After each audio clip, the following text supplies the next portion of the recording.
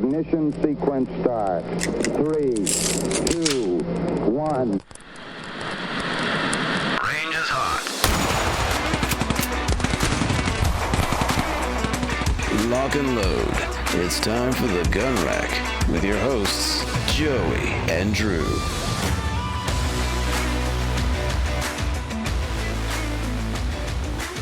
Hello, everyone, and welcome to the Gun Rack Sonoran Desert Institute School of Firearms Technology's official podcast.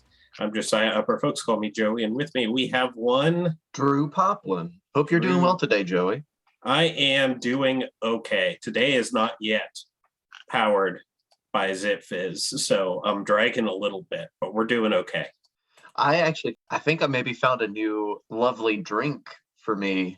Because I've been on the Mountain Dew train for... You have? Yes. For a good while. It's almost become a bit of a staple of mine.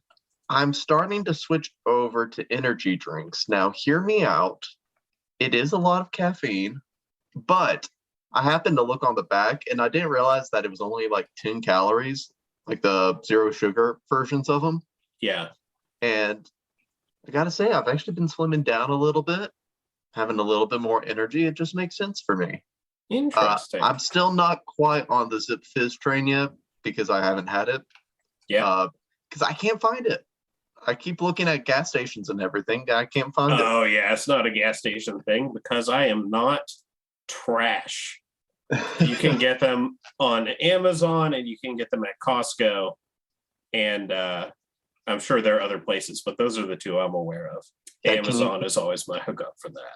Yeah, if you can't get it at Exxon or a Dollar General, then if you live in my neck of the woods, you're in trouble. Yeah.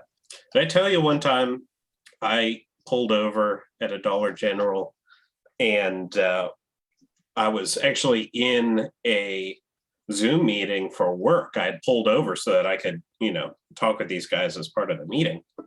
And this guy comes up to me at the side of the store, and he waves at me. My windows are down, and I am clearly on the phone. And he says, "Do you want to buy a Samsung Galaxy S7?" And I looked at him, and I was like, "No." He said, "It's in good condition. Look." And I was like, "It's really not the issue." So Dollar General's a weird place, man. I cannot say I'm a fan. Yeah, I can't say I've ever been accosted to buy a Samsung or a iPhone for that matter at a Dollar General. So I've been accosted at least one in every 3 times I've been to a Dollar General for some reason or another. Dollar Generals are weird, man. Weird stuff happens there. I don't disagree with you. Yeah. Well, now that we've gotten deep into the topic that we're working on today, we're going to go into the real topic for today. We're going to be talking about gun sales for June 2022. It's been long enough now that we can take a look back at some of the stats from last month. I thought it would be worth our time to take a look. We did some top firearms of the year for last year, but I'd like something a little more to the moment. And last month, I think, is a pretty good representation of that. So we're going to take a look at that. It should be a lot of fun. We've got the best-selling handguns, the best-selling rifles and carbines, and then, of course, the best-selling shotguns, top 5 of each, and some general firearm stats we're going to dive into as well. But before we get into that, in case you are unaware of Sonoran Desert Institute, you should check us out, sdi.edu. Sonoran Desert Institute is an online school with focuses on firearms technology and unmanned and or uncrewed technology. We're talking drones, of course, there. And we are accredited by the Distance Education Accrediting Commission. And we are passionate about delivering quality education to the students that we have. It is a fully remote program. Our School of Firearms Technology, both of those programs, the the Certificate in Firearms Technology Gunsmithing, CFTG, and the Associate of Science in Firearms Technology, ASFT, are both completely remote. We send the materials right to your door. We are just super, super into sharing our love of the world of firearms technology with our students. So if you think that taking your next step in your academic career could be studying firearms technology, you should come check us out, sdi.edu. We would love to have you become a part of the Sonoran Desert Institute family. Now, let's get into some best-selling guns and some firearms stats. So let's get into the year-over-year stuff. I'm currently working on my MBA, and one of the things we're working on right now, because I'm just started, is looking at financial statements and understanding percentage change in terms of what it actually means instead of, reading it on a graph and understanding it. So we've got some really cool stats for this year over last year. For the month of June, the NSSF, National Shooting Sports Foundation, did a report. It's called the NSSF Adjusted NICS. And NICS is, of course, the background check numbers that's of likely gun sales. And they are, this year's actually have been the second highest on record. Something to keep in mind when we're talking about these stats is that they don't include purchases that are done with concealed carry permits, as you don't generally do a background check for those because a lot of states recognize those concealed carry permits as being sufficient to purchase a handgun, as well, and actually long guns too. But the other thing that it doesn't keep track of, mostly, there are still some private gun sales that people do in FFLs and all that stuff. But private gun sales, of course, are not going to involve all the NICS like you would at a retailer, excuse me. All that being said, we have some pretty cool stats here. Drew, I'm gonna give you one guess as to what the highest year on record is for NICS background checks. Oh, was it 2020? It was 2020 by a lot. The highest we had previous to that was approximately 1,115,000 background checks over the month of June, if I'm reading this chart correctly. And 2020's was 2,125,000 approximately. In fact, I'm reading this, I'm not looking at numbers, I'm looking at a bar graph. It actually looks like it's a little bit higher than that. It might be 2.2 million straight up. So pretty wild stuff. The difference between 2020 and 2021 was pretty palpable. That being said, there's still some really interesting things here. So guns.com, which is where I got this graphic from, although I think NSSF actually originated it. It's kind of irrelevant. Guns.com, thank you for this fun website. But the June 22 marked the 35th consecutive month that background checks for the sale of a firearm topped 1 million, which is absolutely nutballs. Yeah. That being said, so 2020 was astronomically high, almost 2.25 million background checks. 2021 plunged, relatively speaking, to somewhere between 1.25 million background checks to 1.33 million background checks, pretty close to 1.25. But 2022 sales went up 8% year over year, and that is, of course, pretty exciting.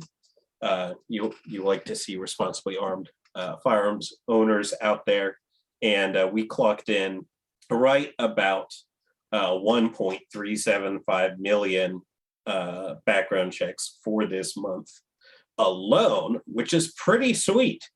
You multiply that out over the course of a year, and I'm not sure exactly what you get because I didn't do the math before I started talking. hold on, and I'm going to whip out a calculator.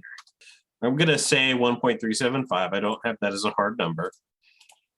5 times 12. It would be 16.5 million background checks for this year. It's pretty solid. That's very close to being 0.5% of the whole population.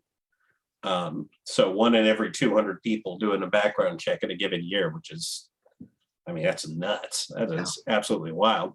It's really cool. So year over year, it's 8.1% from last year to this year. 5 years ago, 2017, it's up 54.9%, which is very significant.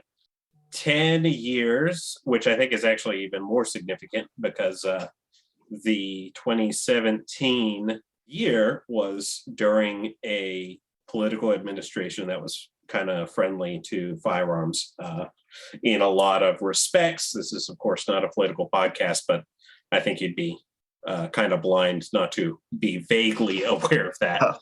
But 10 years ago, it's up 58.5%, and that was 2012.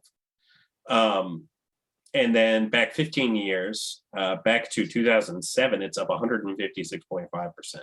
So pretty significant stuff, and it appears to be trending that way for the foreseeable future now that we've kind of surpassed that 2020 absolute mountain. So now we've got that. Let's take a look at some of our best selling firearms. And Drew, I'm actually going to share this out with you so you can read off some of these as well. Oh, wonderful. And this one is coming straight from guns.com as well. Let me see if they acknowledge a source. Okay. Well, it's June's best sellers on guns.com. It is June's best sellers on guns.com. I'm trying to figure out where they're getting, there's all sorts of places where you can purchase firearms. So I'm curious where they're getting the aggregates for the top 5. But honestly, we're just going to roll with it and say guns.com. This is their definitive list.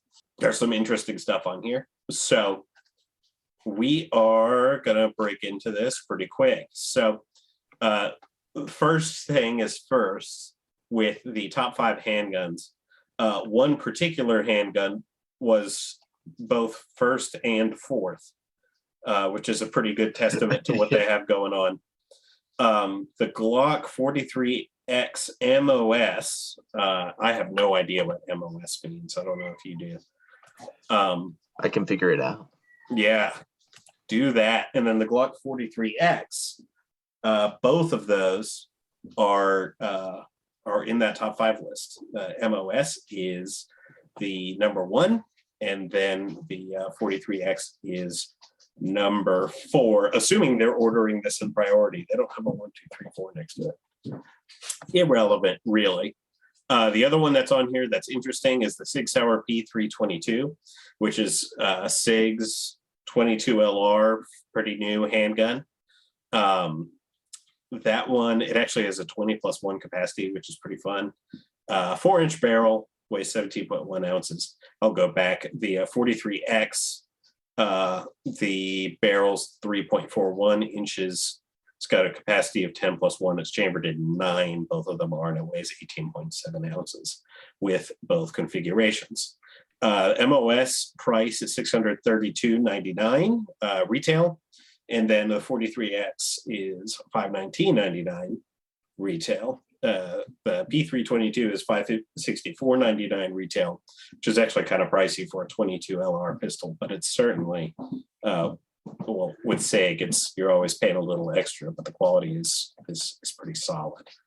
The third one on their list is the 320, the P320 by SIG. XTEN, another abbreviation I'm not entirely sure about, but I can tell you what it does to the price, which is jacket to the moon. Might have something to do with the fact that this particular firearm is chambered in 10 millimeter, has a capacity of 15+1, retails for $961.99. Barrel length is 5 inches, so we're looking at a much more full-size firearm here. And it weighs 33 ounces. So it is it's a little over 2 full pounds. And then last on the list, this thing is completely dominated by striker fires, which makes me kind of bummed. But the Glock 19 Gen 5, which is, of course, a great little handgun there. One of the absolute classics. And the retail price for that is actually $659.99. I didn't realize it was so high. Chambered in 9mm, of course, 15+1 rounds, 4.02 inch barrel, 23.63 ounces. That's handguns there. Did you ever figure out what MOS was? So MOS stands for Modular Optics System, and this is according to clinkholsters.com. Yeah. So the 43X, it couldn't accommodate bigger red dot sights. So they have the MOS system, which is cut for the Shield RMSC pistol red dot. Mm-hmm. So basically, it makes it easier for you to put your red dot sight on it. Yeah, super valuable stuff. Absolutely. This I thought was pretty interesting, actually. So I use gun.deals quite a bit. I'm pretty sure I've referenced them in here a time or three. And the firearms that are on this list, you see all the time, quite a few of them anyway. So let's knock the kind of mainstream ones out of the way. The Kel-Tec KSG, which is hardly mainstream, but it's a fairly well-known name. It's kind of the double magazine shotgun that's a bullpup. It's a whole thing. I actually know a few gun tubers that really don't like it. And the MSRP for that guy is $949.99. So of course, 12 gauge. All of these are 12 gauge. It's pump action, and the capacity is 14+1, and it weighs almost 7 pounds. It's got an 18.5 inch barrel, and that's on this list. The other one, which absolutely should be on this list all the time, is the Remington 870 Express Tactical, which retails for $497.99. Pump action, 6+1, 18-inch barrel, 8.1 pounds, which feels kind of heavy, but it is what it is. And somehow all 5 of these have edged out Mossberg and or Maverick, which really surprised me. All of the next 3 are one brand, and it's G-Force Arms. We have the GF2PZ, which is 4+1, 20-inch barrel. It's got a pistol grip on it, and weighs 6.7 pounds. And the retail price for it, which is why I'm assuming it's on this list, is $129.99. All 3 of those G-Forces are like that. The retail price on it is insane. Ours were donkulous, yeah. Actually, guns.com makes a note of it. Let me get through these other 2, and then I'll say what they said. The other one is the G-Force GF2P pump, which is different. But one of them's the GF2PZ, and one of them's the GF2B pump. So very similar firearms. This one does retail for $180.99 though. 20-inch barrel, just like the other one, 4+1 capacity. I'm sure there's other stuff that I'm not seeing at face value. Weighs 7 pounds, so it's a third of a pound heavier-ish. And then the top one on this list is G-Force Arms GF3T Tactical, which retails for $127.99 and appears to have ghost ring sights. This is me looking at a very small image on a web page, but it does appear to have ghost ring sights. It also has a pistol grip. All 3 of them do. 4+1 capacity, 19.5 inch barrel, and it weighs 7 pounds as well. Guns.com said, we told them that this was going to happen. We told them over there in marketing that if they offered the most affordable shotguns on the internet, it would totally skew our best sellers list. And just look what happened. G-Force shotguns continue their domination, and it's no wonder why when you can get them at these ridiculous prices. Just like other guns on this list, we expect this trend to continue in light of that big sale we keep talking about in July. So pretty cool stuff. That brings us to rifles and carbines. I'm going to go ahead and do guns.com's note first this time. It said Sig continues to show up, taking on 2 more spots on the leaderboard this month with the M400 and the M400 Tread. Meanwhile, the Smith & Wesson M&P 15 Sport 2, which reigned supreme for so many months, continues to have a strong showing. The Smith & Wesson M&P 15 Patrol keeps popping up on this list as well. We expect that to continue as we keep putting them on sale.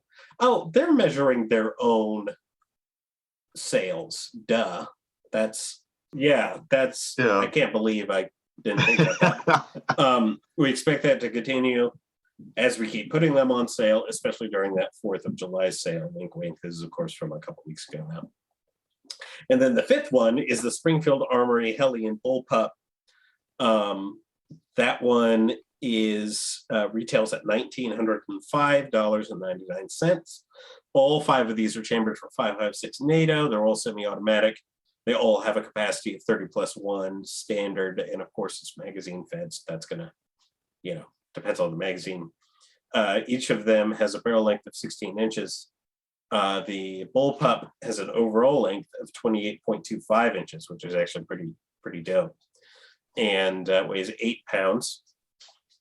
The Smith & Wesson M&P 15 Patrol is $747.99, and it's also 16-inch barrel. They all do 36.3-inch length and just under 7 pounds overall weight.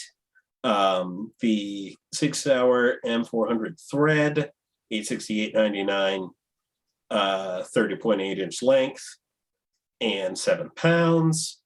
M&P 15 Sport 2, which is kind of like when people are like, should I get an AR-15? And I'm like, absolutely. Go get a Ruger AR-556, a Palmetto State Armory AR-15, kind of your choice, because they've got some great options, or get the M&P 15. So the M&P 15 Sport 2 retails at $599.99. 16-inch barrel, 35-inch length, and 6.45 pounds weight. Then on top is the M400 with a retail price of $1530.99 and a length of 30.8 inches and a weight of 7 pounds. So that's the list for guns.com on all their goodies. It's pretty cool, I think. Yeah, didn't we fire that bullpup? No, we talked about it, and then it just didn't happen. Yeah, we waited in line, like over the course of like 3 days. We kept trying to go, and it was always packed there. Yeah, which is fair. Yeah, I remember it now. Yeah, it was a bummer. I'm sure the next time we go out, we'll be sure to get some goodies for that. Well, that's a pretty good lineup for us. Thank you, guns.com. I'm going to be sure to remember that. We could do a little check-in every now and then on how sales are doing. This is a little bit of a lighter episode than normal, but we've really enjoyed this one as well. Love the good stats and our top 5 sales for the shotgun, rifle, and handgun. And before we let you guys go, there's one more thing I want to remind you about Sonora Desert Institute, which is, of course, where we hail from. If you are at all interested in pursuing a future with firearms technology, feel free to come hop on to sci.edu. If you want to hop on to the news tab and click on grad features, you'll see what some of our graduates have to say about the program and where they are now. And if you don't want to take our word for it, which is fair, feel free to check that out. Feel free to chat with our admissions reps. They're great folks. And we hope that we will see you soon. But for now, that is the Gun Rack. Have fun out there, guys. And we will see you at the range. Sonora Desert Institute is an online school accredited by the DEAC. It is headquartered at 1555 West University Drive in Tempe, Arizona. For more information about how you can craft your firearms future, visit sdi.edu.